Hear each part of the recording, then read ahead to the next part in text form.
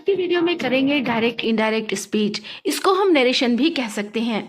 हे guys, welcome back everything learn academy. Direct indirect speech एक confusing सा topic है जिसे देखकर लगता है कि बड़ा मुश्किल है, पर ऐसा कुछ भी नहीं है। अगर हम इसको अच्छे से समझ लेते हैं, इसके रूल्स जान लेते हैं, तो ये हमारे लिए बिल्कुल आसान होगा। तो चलिए शुरू करते हैं। वीडियो पर लास्ट तक बने रहिए ताकि आपके सारे डायरेक्ट इनडायरेक्ट के यानी नरेशन के सारे कंफ्यूजन दूर हो जाए। अगर आपने वीडियो स्किप किया तो नुकसान आपका ही होगा। तो चलिए सबसे पहले समझ लेते हैं कि नरेशन का मतलब क्या होता है। नरेशन का मतलब होता है नरेट करना। मतलब जब हम किसी स्टोरी को नरेट करते हैं या फिर किसी बात को नरेट करते हैं, उसको नरेशन कहते हैं। तो जब भी कोई बात कही जा चुकी है, मतलब पास्ट में कोई बात हो चुकी है, जब हम उस बात को किसी और को बताते हैं तो उसको नरेशन कहते हैं। या फिर सिंपल शब्दों में, सिंपल वर्ड्स में समझ लीजिए कि किसी की कही हुई बात को जब हम किसी और को बता रहे होते हैं और बिल्कुल उसी तरह से बताते हैं जैसे कि आपने किसी और से वो बात सुनी हो या फिर आपने खुद वो बात कही हो और आप किसी और को बता रहे हैं।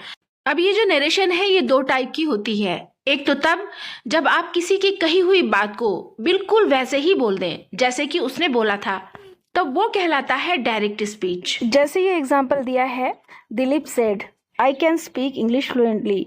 दिलीप ने कहा कि मैं बहुत अच्छे से इंग्लिश बोल सकता हूँ, अंग्रेजी बोल सकता हूँ। तो यहाँ पता चल रहा है कि ये बात दिलीप बोल रहा है और किसी को बता रहा है।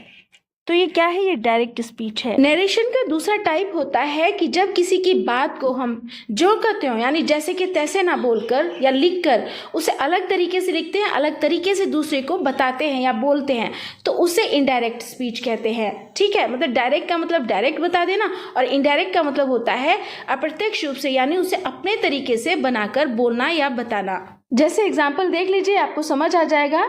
Dilip said that he could speak English fluently. अब यहाँ पर ये बात कि दिलीप ने कहा है कि वो इंग्लिश अच्छे से बोल सकता है, ये मैं बता रही हूँ। ये बात मैं किसी और को बता रही हूँ, तो ये मैं अपने शब्दों में बता रही हूँ, तो ये इस तरह से होगा। इसको हम इनडायरेक्ट स्पीच कहते हैं।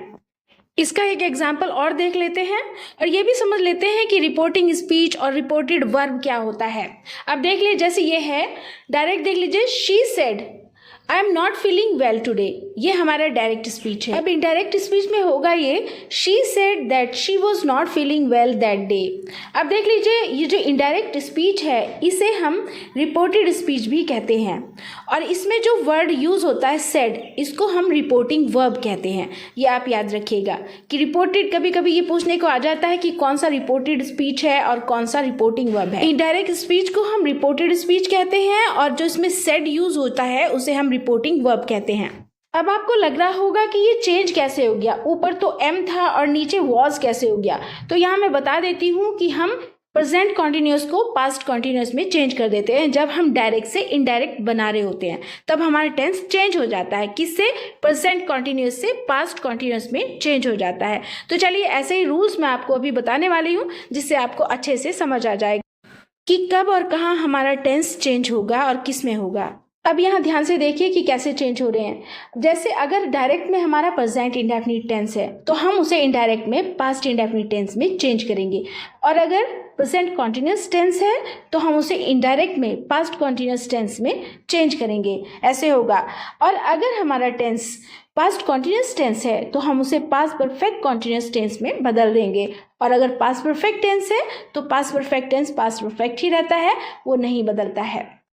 पास्ट परफेक्ट टेंस डायरेक्ट में भी पास्ट परफेक्ट टेंस ही रहेगा और इनडायरेक्ट में भी हम उसे पास्ट परफेक्ट टेंस ही रखेंगे। और पास्ट परफेक्ट कॉन्टिन्यूअस भी चेंज नहीं होता, वो भी ऐसे ही हो जाता है। डायरेक्ट में भी रहेगा पास्ट परफेक्ट कॉन्टिन्यूअस रहेगा और इनडायरेक्ट में भी पास्ट परफेक्ट कॉन्टिन्यूअस ही रहेगा। अब कुछ ऐसी वर्ड्स होते हैं जिनको हमें चेंज करना होता है जब हम डायरेक्ट से इनडायरेक्ट बना रहे होते हैं। जैसे शैल को हम शुड में बदल देते हैं, विल को वुड में बदल देंगे, शैल बी को शुड बी में करेंगे, विल बी को वुड बी में, शैल हैव को शुड हैव में चेंज करेंगे जब हम डायरेक्ट से इनडायरेक्ट बना रहे होते हैं। और इसके बाद विल हैव को वुड हैव में चेंज करेंगे। शैल हैव, अगर शैल हैव बीन हमें कहीं दिया है सेंटेंस में तो शुड हैव बीन हम उसे इनडायरेक्ट में कर देंगे जब बना रहे होंगे, और विल हैव बीन अगर कहीं दिया होगा तो वुड हैव बीन में हम उसे इनडायरेक्ट बनाते हुए चेंज कर देंगे। कुछ इंपॉर्टेंट एग्जाम्पल्स हैं, कुछ रूल्स हैं, उनको भी आप अच्छे से समझ जाइए। जैसे एसेटिव सेंटेंसेस को डायरेक्ट से इनडायरेक्ट स्पीच में बदलते हुए कॉमास को हटा देते हैं और उसकी जगह क्या लिखते हैं, दैट को लिखते हैं। जैसे डायरेक्ट स्पीच देख लीजिए, he said comma I am not sure. Indirect है, he said that he was not sure. अब आप यहाँ देख सकते हैं कि एम की जगह वॉज आया है। मैंने पहले भी बताया है, प्रेजेंट कॉन्टिन्यूस हो तो उसको पास्ट कॉन्टिन्यूस में चेंज करते हैं। नेक्स्ट एग्जाम्पल है, he said I will wash my teeth. इसका इनडायरेक्ट बनाएंगे हम, ही said that he would wash his teeth. अब देख लीजिए हमने जब इनडायरेक्ट बनाया तो हमने आई को ही में बदला है और विल को वुड में चेंज कर दिया है। दूसरा एग्जाम्पल है, he said comma I live in the city centre. अब इसका इनडायरेक्ट होगा, he said he lived in the city centre. अब आप यहाँ देख सकते हैं दोनों एग्जाम्पल्स को कि हम प्रेजेंट को पास्ट में चेंज कर रहे हैं। अब आगे कुछ और एग्जाम्पल्स देख लेते हैं कि फर्स्ट पर्सन को थर्ड पर्सन में कैसे चेंज करते हैं जब हम डायरेक्ट से इनडायरेक्ट बनाते हैं। तो डायरेक्ट स्पीच देख लीजिए, she says to me I am his sister. वह मुझसे कहती है मैं उसकी बहन हूँ। अब इसका इनडायरेक्ट कैसे बनेगा, she tells me that she is his sister. वह मुझसे कहती है कि वह उसकी बहन है। अब यहाँ हमारा जो फर्स्ट पर्सन है हमने उसे थर्ड पर्सन में बदला है, चेंज किया है। एक एग्जाम्पल और है, उसको देख लीजिए, Rahul says to me inverted comma I am your friend. Rahul मुझसे कहता है मैं उसका दोस्त हूँ। इसका इनडायरेक्ट बनेगा, Rahul tells me that he is my friend. Rahul मुझसे कहता है कि वह मेरा दोस्त है। अब यहाँ हम सेज टू को टेल्स में चेंज कर रहे हैं, ये देखिए ध्यान से। नेक्स्ट एग्जाम्पल है, Sara said inverted comma I am going to the store. Sara ने कहा मैं स्टोर जा रही हूँ। अब इसका इनडायरेक्ट स्पीच होगा, Sara said that she was going to the store. अब यहाँ पर ये कैसे चेंज हुआ, सारा सेड सारा ने कहा, दैट की, अब हम इसे दैट से जोड़ेंगे क्योंकि ये एसेटिव सेंटेंसेस हैं। दैट से जुड़ गया, इन्वर्टेड कॉमा हट गया, ठीक है, दैट आ गया।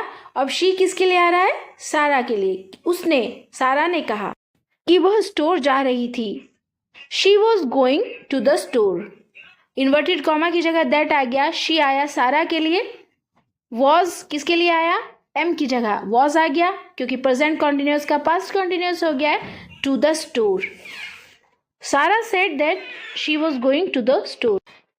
अब सेकेंड पर्सन को थर्ड पर्सन में कैसे बदलते हैं ये देख लेते हैं। डायरेक्ट स्पीच है हमारा, John said inverted comma you should study harder. John ने कहा तुम्हें और अधिक मेहनत करनी चाहिए। अब इसका इनडायरेक्ट होगा, जॉन सेड दैट, कॉमा की जगह दैट आ गया, he should study harder. John ने कहा कि उसे और अधिक अध्ययन करना चाहिए। अब आप देख सकते हैं कि यू की जगह ही को लाया है क्योंकि हम सेकेंड पर्सन को थर्ड पर्सन में चेंज कर रहे हैं। ओके स्टूडेंट्स, मिलते हैं फिर नेक्स्ट वीडियो में। वीडियो पसंद आई हो तो वीडियो को लाइक कर दीजिए। चैनल पर अगर आप पहली बार आए हैं तो चैनल को सब्सक्राइब भी कर दीजिए। डायरेक्ट इनडायरेक्ट का एक पार्ट और बनाऊंगी, उसको भी आप ध्यान से देख लीजिएगा। आपका पूरा कॉन्सेप्ट डायरेक्ट इनडायरेक्ट का एकदम क्लियर हो जाएगा। Thanks for watching this video. Like, share, subscribe and press the bell icon. Thanks again.